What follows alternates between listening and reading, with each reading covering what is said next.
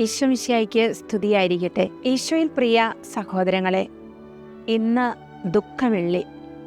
ഈ ദുഃഖവെള്ളിയാഴ്ച നമ്മുടെ ധ്യാന വിഷയമാകേണ്ടത് കുരിശിൽ തൂക്കപ്പെടുന്ന ഈശോയാണ്. കുരിശിൽ തൂങ്ങിക്കിടക്കുന്ന ഈശോയുടെ തിരുമുഖത്തേക്ക് നോക്കി ഇന്നലകളിൽ സംഭവിച്ച ഒരു സംഭവമായിട്ട് മാത്രം അതിനെ കാണുമ്പോൾ ദുഃഖവെള്ളി നമുക്ക് അനുഭവമായി മാറുന്നില്ല.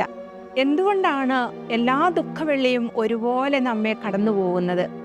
നമ്മുടെ ജീവിതത്തിൽ ദൈവവുമായിട്ടൊരു പടി കൂടെ സ്നേഹബന്ധത്തിലേക്ക് ആഴപ്പെടാൻ ഈ ദുഃഖവെള്ളി നമുക്ക് സാധിക്കുന്നില്ലെങ്കിൽ, പ്രിയപ്പെട്ട സഹോദരങ്ങളെ, ഞാനും നിങ്ങളുമൊക്കെ വീണ്ടും വീണ്ടും ഈ ദുഃഖവെള്ളിയെ ഒന്ന് ധ്യാനിക്കേണ്ടതായിട്ടുണ്ട്.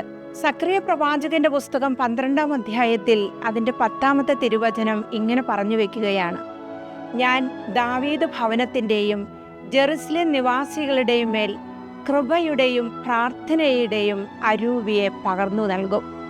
അപ്പോൾ തങ്ങൾ കുത്തിമുറിവേൽപ്പിച്ചവനെ നോക്കി ഏകജാതിനെ പ്രതി എന്നതുപോലെ അവർ കരയും, ആദ്യജാതിനെ പോലെ അവർ ദുഃഖത്തോടെ വിലപിക്കും.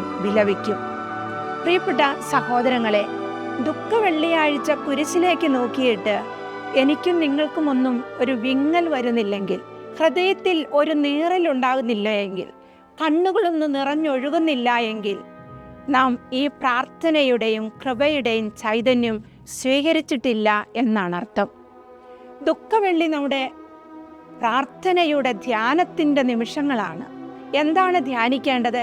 യെശയ്യാ പ്രവാചകന്റെ പുസ്തകം 53-ാം അധ്യായത്തിൻ്റെ 5-ാമത്തെ തിരുവചനം ഇങ്ങനെയാണ് ഓർമ്മപ്പെടുത്തുന്നത്: നമ്മുടെ അതിക്രമങ്ങൾക്ക് വേണ്ടി അവൻ മുറിവേൽപ്പിക്കപ്പെട്ടു, നമ്മുടെ അകൃത്യങ്ങൾക്ക് വേണ്ടി ക്ഷതമേൽപ്പിക്കപ്പെട്ടു.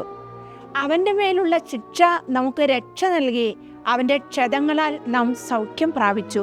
പ്രിയപ്പെട്ട സഹോദരങ്ങളെ, ക്രിസ്തുവിൻ്റെ മുറിവിലേക്ക് നോക്കിയിട്ട് ആ മുറിവ് എൻ്റെ ക്ഷതമാണ് അവൻ്റെ ശരീരത്തിലെ ക്ഷതമെന്ന്, ഈ ക്ഷതമേൽപ്പിക്കപ്പെട്ടത് എൻ്റെ പാപമാണെന്നുള്ള ചിന്ത, ആ പാപം പരിഹരിച്ചു തരാൻ, ആ മുറിവ് ഇല്ലാതെയാക്കാനാണ് എനിക്ക് വേണ്ടി എൻ്റെ പൊന്നു തമ്പുരാൻ കുരിശിൽ ഈ ക്ഷതമേറ്റതെന്ന് ധ്യാനിക്കുമ്പോഴാണ് ആ ദൈവസ്നേഹത്തിൻ്റെ ആഴം എൻ്റെ ഹൃദയത്തിലേക്ക് പതഞ്ഞൊഴുകാനായിട്ട് തുടങ്ങുക.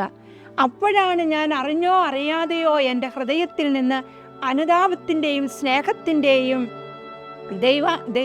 അനുഭവത്തിൻ്റെയും ഒക്കെ ആ ഒരു കൃപയുണ്ടല്ലോ, അത് കണ്ണുനീരിൻ്റേതാകാം, അതൊരു ആത്മസന്തോഷത്തിൻ്റെതാകാം, അതൊരു ആനന്ദത്തിൻ്റെതാകാം, ഒരു ഉത്തരവാദിത്വത്തിൻ്റെതാകാം, ദൈവത്തോടുള്ള എൻ്റെ കടപ്പാടിൻ്റെതാകാം. ഒരു ചൈതന്യം, ഒരു അനുഭവം നമ്മിൽ നിന്ന് രൂപപ്പെടുന്നില്ല എങ്കിൽ കഴിഞ്ഞ ദുഃഖവെള്ളി പോലെ ഈ ദുഃഖവെള്ളിയും നമ്മെ കടന്നു പോകും. എന്നെ കേൾക്കുന്ന പ്രിയപ്പെട്ട സഹോദരങ്ങളെ, ഈ ദുഃഖവെള്ളിയാഴ്ച ഈശോയുടെ കുരിശിൻ്റെ ചുവട്ടിൽ ഒന്നിരുന്നിട്ട് ശാന്തമായി നമ്മുടെ ജീവിതത്തെ ഒന്ന് ആത്മശോധന ചെയ്യാം. ദൈവമേ, ഞാൻ തന്ന എൻ്റെ പാവങ്ങളാൽ ഞാൻ ഏൽപ്പിച്ച ക്ഷതങ്ങളാണ് നിൻ്റെ ശരീരത്തിലുള്ളതെങ്കിലും ആ ക്ഷതം ഒരേ സമയം എനിക്ക് സൗഖ്യത്തിന് കാരണമാണല്ലോ.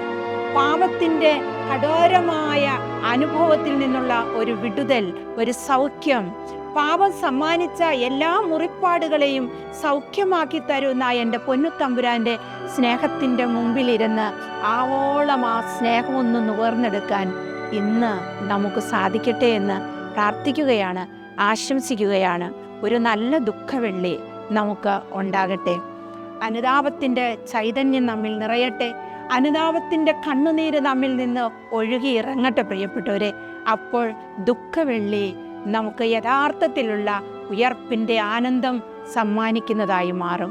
നമുക്ക് ആഴമായ ഒരു അനുതാപത്തോടെ ദൈവസന്നിധിയിലേക്ക് അടുക്കാം. ദൈവത്തെ ഒരു പടി കൂടെ സ്നേഹിക്കാൻ ഈ ദുഃഖവെള്ളി കാരണമായി മാറട്ടെ എന്ന് പ്രാർത്ഥിച്ചുകൊണ്ട് എല്ലാ നന്മകളും ആശംസിച്ചുകൊണ്ട് നിർത്തുന്നു. നന്ദി. എനിക്കായടിയേറ്റു നാഥൻ, എനിക്കായി മുറിവേറ്റു നാഥൻ, എനിക്കായടിയേറ്റു നാഥൻ, എനിക്കായി മുറിവേറ്റു നാഥൻ. എൻ്റെ രോഗവും എൻ്റെ പാപവും ചുമലിലേറ്റി നാഥൻ ചുമലിലേ